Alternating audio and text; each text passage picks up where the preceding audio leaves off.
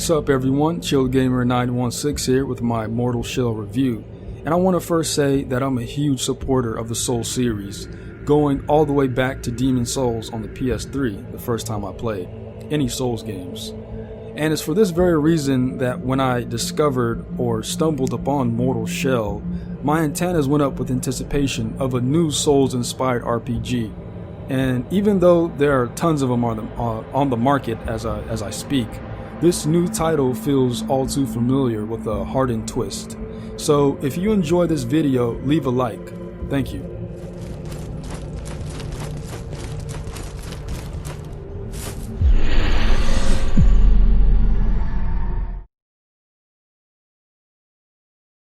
The Mortal Shell story is complex and shrouded in mystery, similar to the Dark Souls series. In hindsight, Mortal Shell is an errand boy game. Not long after possessing your first shell, you meet several key characters. The first being Sester Janessa, whose role in-game acts like that of the bonfire in the Souls game.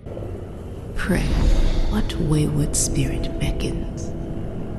I shall name you Foundling, and you may call me Sester Janessa. And yes, I'll be referring to the Souls series quite often throughout this review. And that's due to the fact that Mortal Shell borrows heavily from the series. Sester restores your health and upgrades your character stats by allowing you to spend your tar and glimpses, which I'll explain in a minute. She's like omnipresent or something because you encounter her often throughout your journey. In addition, she acts as a guide and provides insight to key items you hold.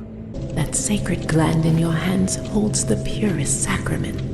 The next and probably most important character is the Unchained. Your initial encounter with this being shows him bound by sealing chains.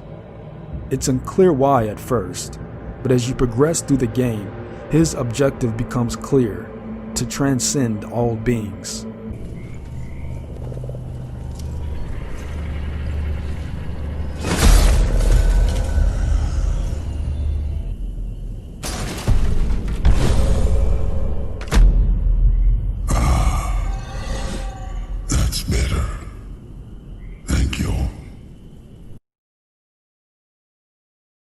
Mortal Shell's difficulty is generally high, in a sense that once you hit the ground running, it's a challenge. In-game difficulty will either increase or decrease depending on which area you visit. While exploring Fulgrim outskirts, I wandered into the Eternal Narthex, which is most likely the most troublesome region in the game. Believe it or not, what frustrated me most was not how challenging Mortal Shell is, rather how enemies ambushed you at every corner.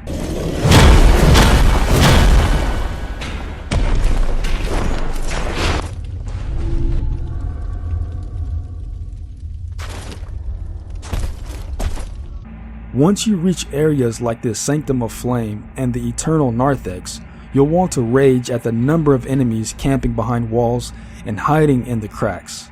It's ridiculous, honestly. Overall, in-game difficulty is not bad, and it has a decent flow, especially when you're equipped with the right items and upgraded your weapons accordingly. Utilizing the hardened ability along with proper dodging skills makes short work of most enemies and bosses.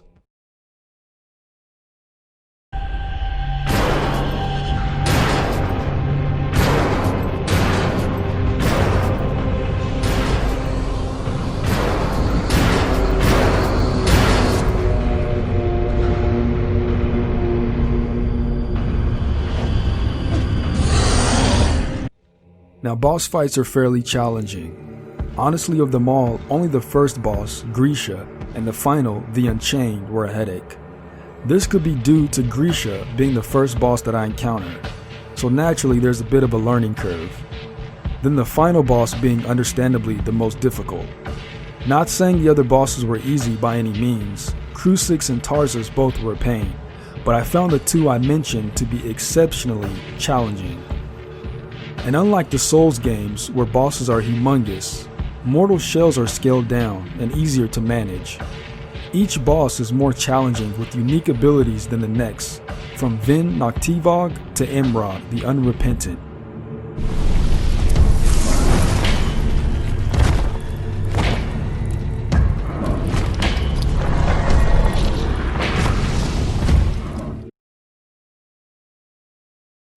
Like the Soul games, Mortal Shell is a deep action RPG that tests your sanity and resilience in a shattered world. Combat is strategic, deliberate, and unforgiving. There are various enemy types, upgrades for weapons to collect, and an abundance of items throughout the world. What separates Mortal Shell from the Soul series is the ability to harden and inhibit corpses or shells from downed warriors from a time before.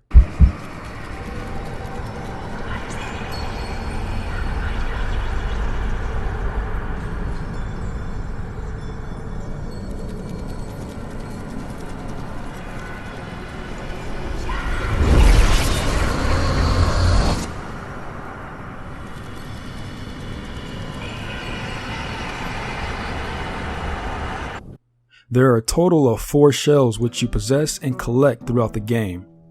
Each shell comes with its own backstory and unique mastery of combat. For example, one shell will put emphasis on stamina, such as Teal the Acolyte, while another may focus on health, like Iridrum the Venerable. I hope I'm pronouncing these names right, by the way. Personally, I stuck with the balanced shell, Solomon, which of course I later upgraded, almost maxing out his stats. Speaking of upgrades, each shell can become stronger by upgrading its abilities. Increase your shell's abilities by first speaking with Janessa and finding out that shell's name. Iridum the Venerable, Solomon the Scholar, Teal the Acolyte, and Haros the Vassal. Each shell has a health bar, along with a stamina meter, resolve, and a last chance. Now, a last chance is like revive. In the event that you get KO'd, you can always return to your shell. And lastly, the Tarnished Seal. The Tarnished Seal is a key item in the game, which can be used to parry enemy attacks. Not only that, it can also be upgraded, acquiring healing and explosives.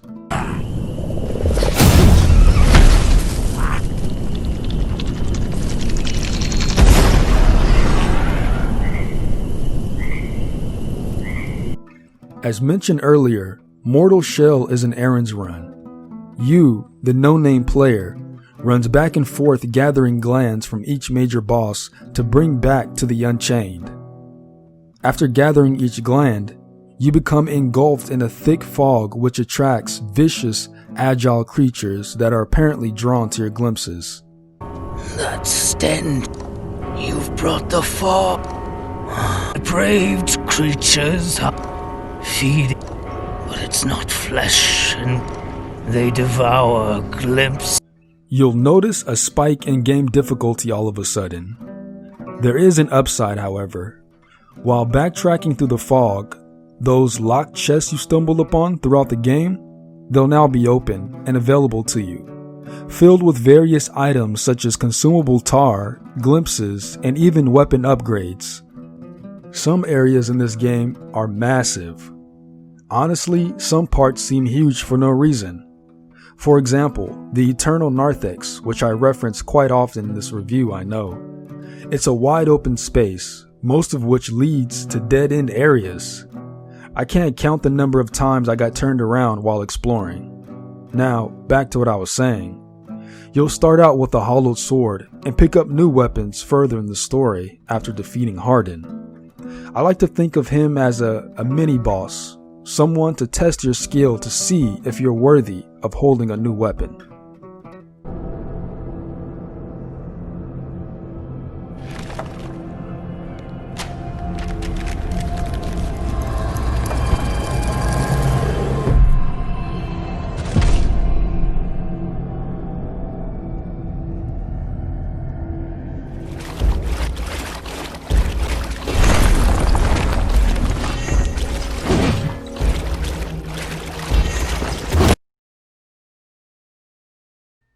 Rather than souls, Mortal Shell uses tar as its currency. Spend tar to upgrade your shell stats, and purchase items from the vendor. Tar can be acquired by defeating enemies and or picking up currency items such as nascent tar or a bag of tar. In combination with spending tar, you'll typically spend Glimpse of Wisdom, which is an experience item used to upgrade the different shell abilities. In Mortal Shell, you must use an item for the first or multiple times in order to reveal its use. Creating familiarity to increase effects of said items is a unique approach, though I'd have to criticize this same familiarity because I'm unaware of the effects of the item initially. For instance, when I pick up a welt-capped mushroom for the first time, I have no clue what this item does until I use it, and even still, I only have a general idea of what it does. It's not until I've used the same item over the span of the game that I fully develop familiarity, unlocking the full effects of that item. Everyone knows graphics are pleasant to look at, yet it's become industry standard to have amazing graphics in 2020. Mortal Shell's graphics seem dated, almost like they hitchhiked from the previous generation of consoles. Now, I'm not one to be hung up on visuals, especially for a game such as Mortal Shell. Textures are okay at best, and at least shadows and basic animations are on point. Small details I'm pointing out, by the way. In other words, the fundamentals are there. Now, personally, in a genre such as this, I tend to focus on gameplay, combat, and strategy, and that's really all I need. Here is a list of my gripes with Mortal Shell. Mind you, this was a day one download for me, so of course the game would be prone to early game bugs, among other issues. First up, long load times in the game. I noticed I was on the loading screen a lot longer than I should have been.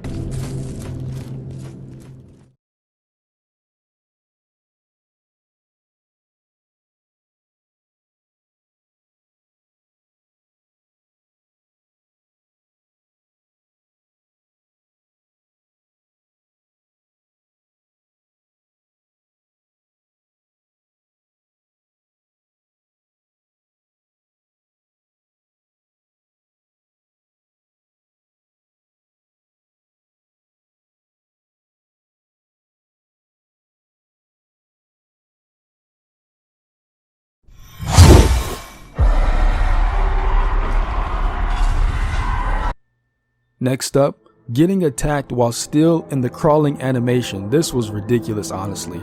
I can't count the number of times that I was ambushed, or attacked I should say, while stuck in the crawling animation coming out of a tunnel. Jeez. After that, it seems like every corner in the game that there's usually an enemy or two ready to ambush you. At first I brushed it off, but after the 50th time of getting ambushed, I thought to myself, okay, this is getting old.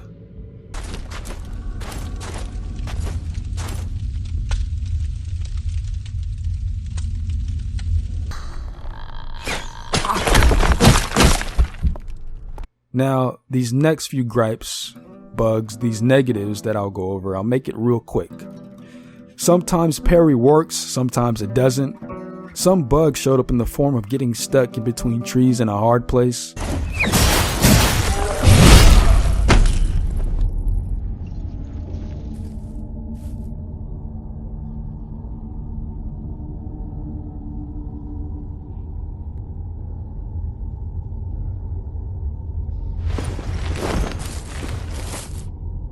And last but not least, those damn bear traps in the first area of the game.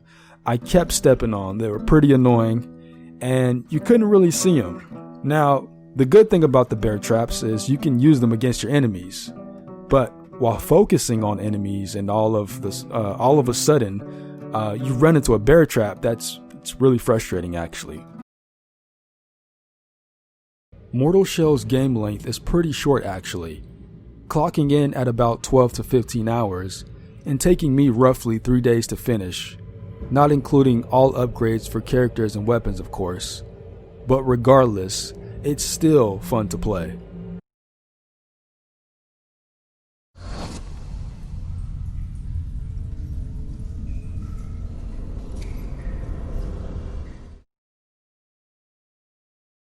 For $30, you get a Dark Souls inspired game. Short in length, but delivers a unique style of gameplay. In my opinion, it's the perfect price. Mortal Shell is a game with familiar mechanics, mediocre graphics, and a story about a no-name player who ascends to new heights. With a short gameplay length and a unique approach, I'd give it a 7 out of 10. If you love Dark Souls, give Mortal Shell a try, and if you enjoy this video, hit the like button. Peace.